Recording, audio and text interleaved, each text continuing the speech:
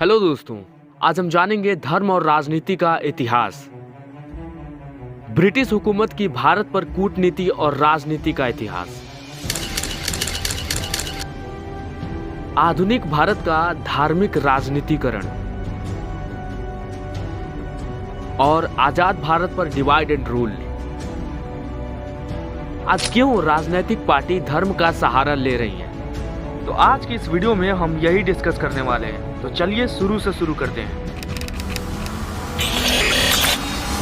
An important observation by the Supreme Court today: stop using religion in politics, a two-judge bench said today. जय Shri Ram.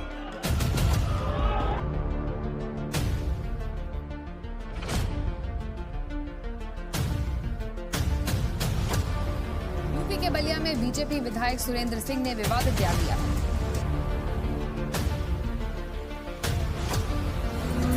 A Hindu mob of nearly 200,000 gathered around the Babri Masjid of cow fat, which violated the religious sentiments of the Muslim and Hindu soldiers. Nothing has gone to record, only the members of Has the BJP successfully used the Mughal mosque to polarize the people?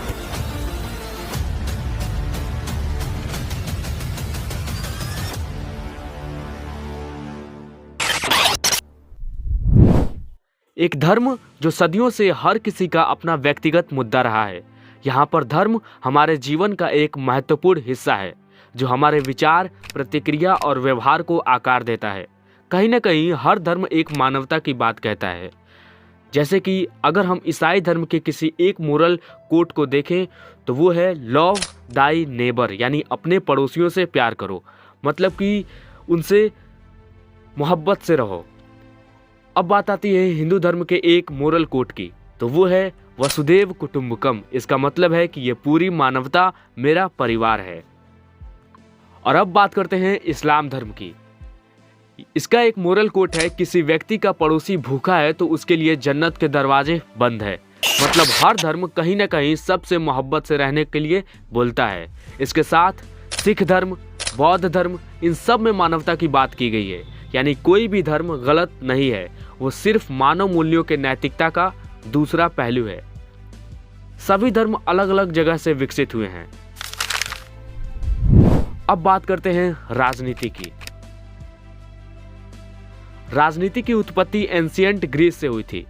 राजनीति का जनक Aristotle, जिसको हिंदी में अरस्तु भी कहा जाता है, वो एक प्रसिद्ध यूनानी दार्शनिक थे। उनके हिसाब से मनुष्य एक सामाजिक प्राणी है, उसके सामाजिक, नैतिक, आर्थिक जीवन शैली को पूरा करता है। राजनीति यहाँ शक्ति और इन्फ्लुएंस की बात करता है, वो है राजनीति। अब बात करते हैं ब्रिटिश हुकूमत की धार्मिक राजनीतिकरण के इतिहास की। एक समय हुआ करता था जब भारत एक सोने की चिड़िया कहा जाता था। तब लगभग हर देश में राजशाही था और भारत में राज था मुगल का।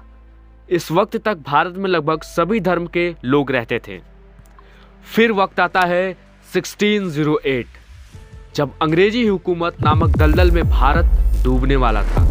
Arrival of east India company. धीरे धीरे अंग्रेजों को शाही फरमान प्राप्त होना शुरू हो गया। एक्चुअली शाही फरमान का मतलब है कि भारत में ब्रिटिशर्स को जब कोई ट्रीटी साइन करवानी होती थी तो वो उस जगह के निजाम से ट्रीटी साइन करवाते थे और उसी को शाही फरमान कहते हैं। अब आता है 1757। प्लासी की युद्ध में जीत के बाद British east India company Bharat पर अपनी जड़ें मजबूत करने लगी।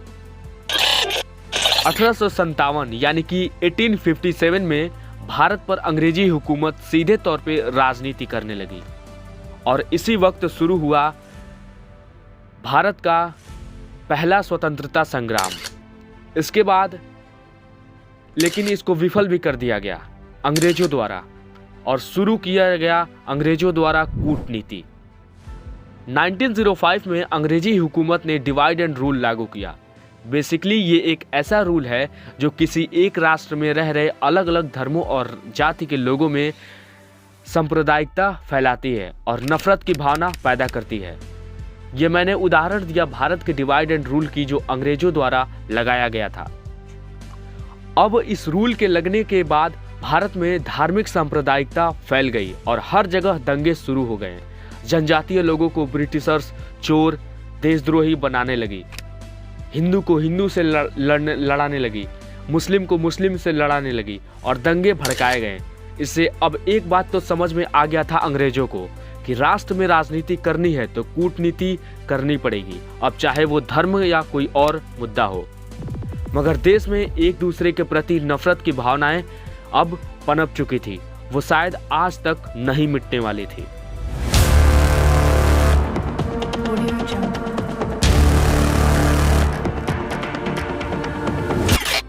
यहाँ पर आपने भारत के धार्मिक और राजनीतिक के इतिहास को समझा।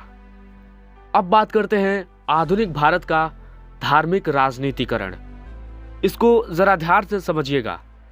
देखिए, आमतौर पे कॉन्फ्लिक्ट तभी होते हैं जब धार्मिक मुद्दे को राजनीति में इस्तेमाल किया जाता है। राजनीतिक पार्टियां अपने वोट बैंक बनाना, सामाजिक भेदभाव, किसी विशेष धर्म को बढ़ावा देना, और ये सब देखने को मिल रही है आज के राजनीति में।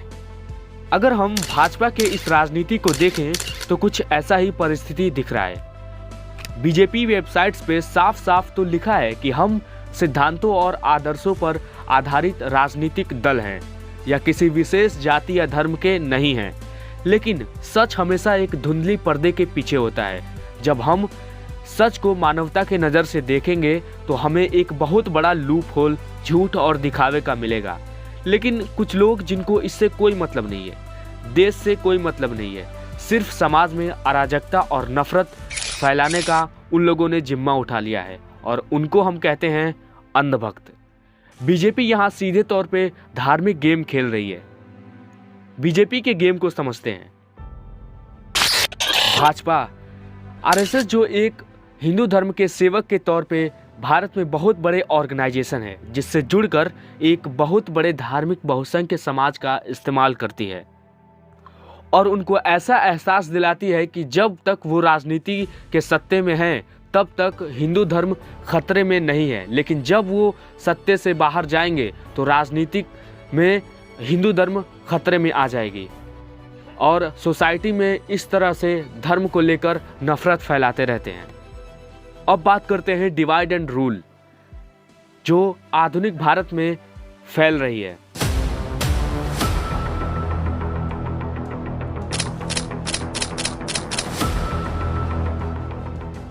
सत्ता में कोई रहे, उनका राजनीतिक फर्ज बनता है कि राष्ट्र एक सूत्रता के बंधन में बंधा रहे, देश के डेवलपमेंट, सामाजिक समानता पर ध्यान दे। लेकिन क्या ये सभी चीजें हो रही हैं?